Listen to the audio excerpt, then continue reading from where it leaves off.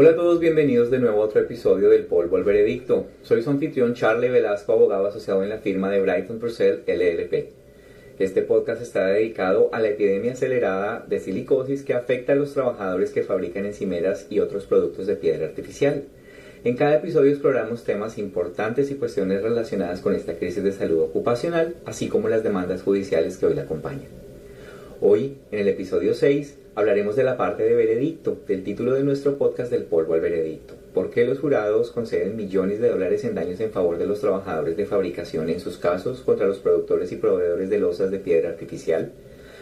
Parte de la respuesta es el sufrimiento tan devastador que estos valientes trabajadores soportan a causa de la silicosis causada por la piedra artificial.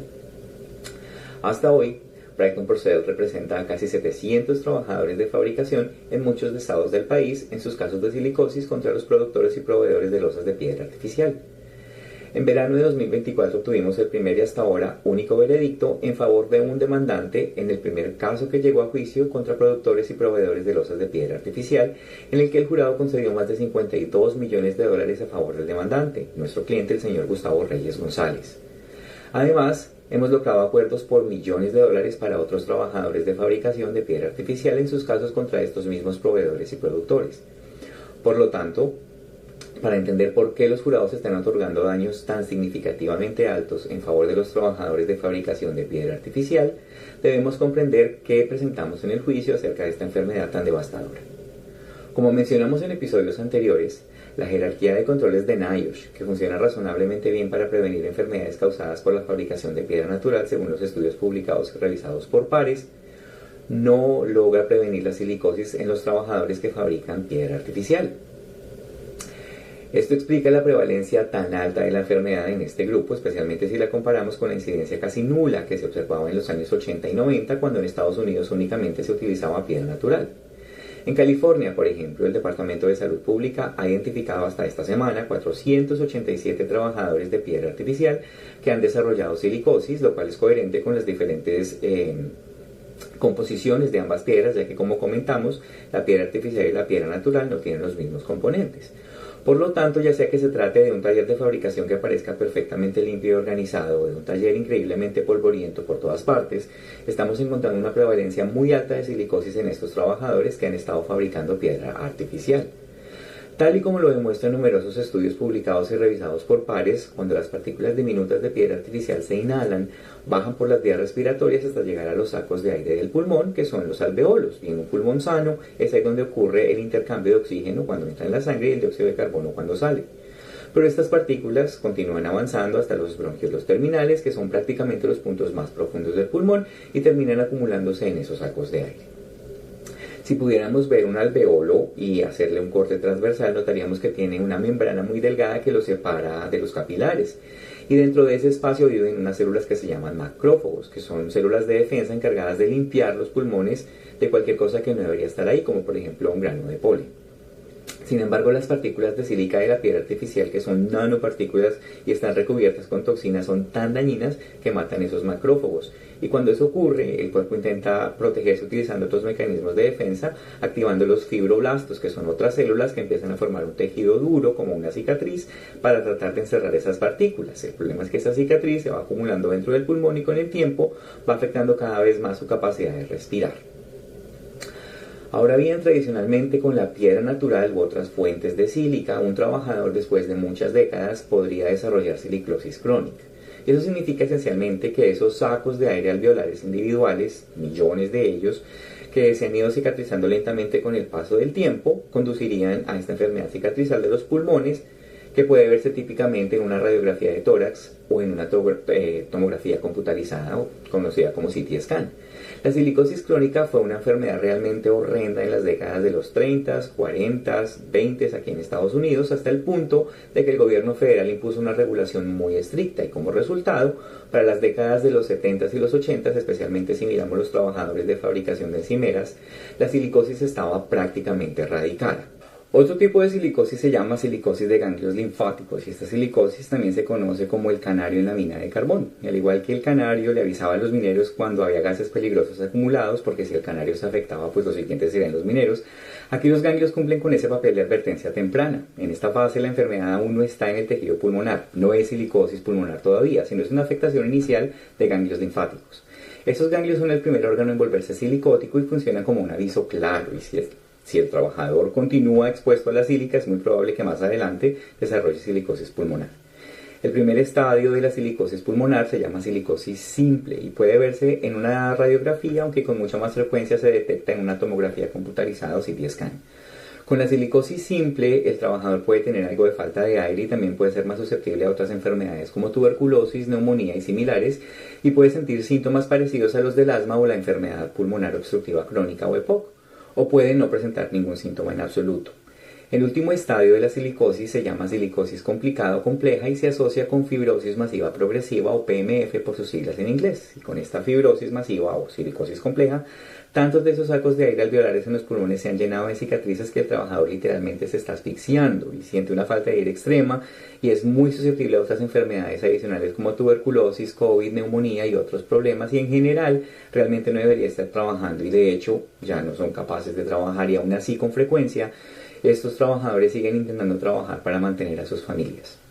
El resultado final de estas enfermedades es que el tejido pulmonar normal, que debería ser esponjoso, elástico y saludable, se ha vuelto tan rígido que ya los pulmones no funcionan y no hacen su trabajo, y el oxígeno y el dióxido de carbono ya no pueden pasar bien entre los sacos de aire y la sangre, y el trabajador siente un sufrimiento súper intenso al respirar. Tanto la silicosis simple como la compleja pueden formar parte de una silicosis crónica que se desarrolla a lo largo de muchas décadas y progresa lentamente en intensidad. Sin embargo, en el modelo tradicional, el trabajador típico llegaría a la vejez antes de que la enfermedad progresara a un nivel tan severo.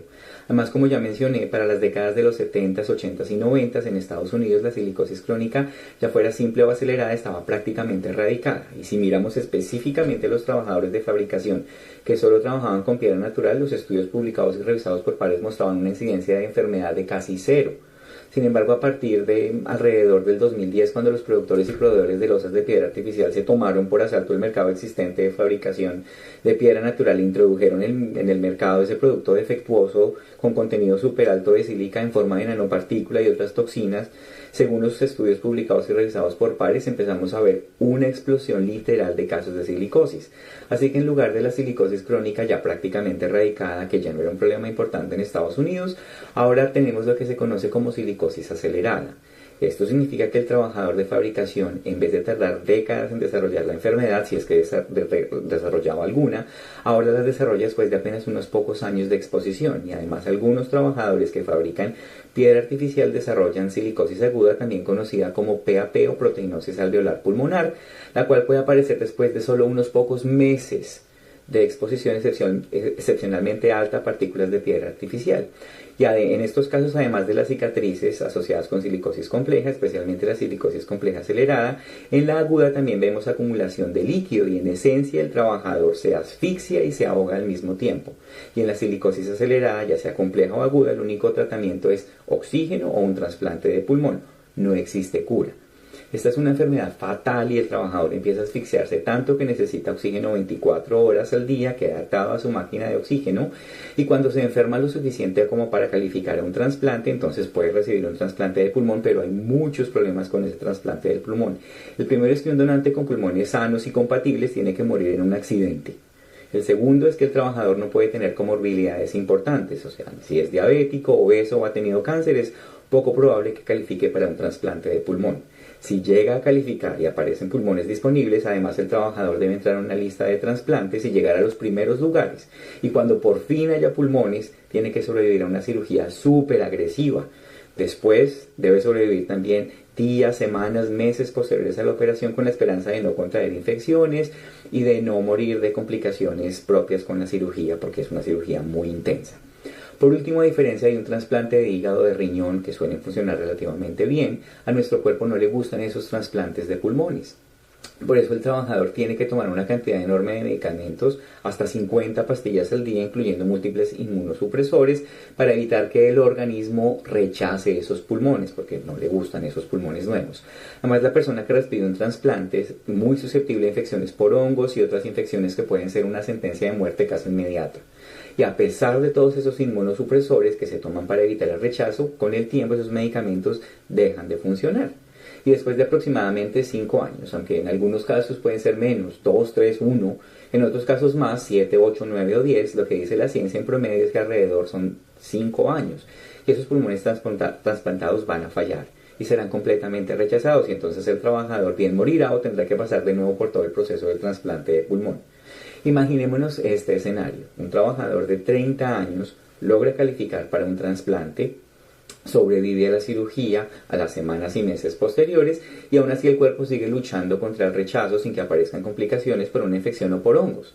Pero de todos modos, después de aproximadamente 5 años, es decir, cuando ya tiene 35 años, súper joven, se enfrenta de nuevo a la realidad de que va a morir o se tiene que otra vez hacer un trasplante y comenzar todo el proceso de nuevo, que en promedio solamente le va a dar otros 5 años.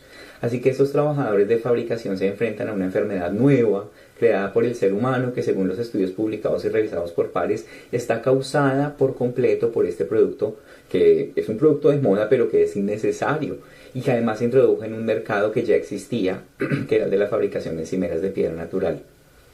Esos trabajadores están muriendo de una enfermedad espantosa que es súper innecesaria. Y esta es una de las razones por las que los jurados están concediendo muchos millones de dólares, como por ejemplo en el caso de nuestros juicios de 52 millones de dólares, en favor de estos trabajadores que han sido sometidos a un sufrimiento súper innecesario por parte de estos productores y proveedores de losas, quienes presuntamente están poniendo sus ganancias por encima de las personas. Así como ya hemos comentado, la silicosis acelerada no es la única enfermedad causada por piedra artificial.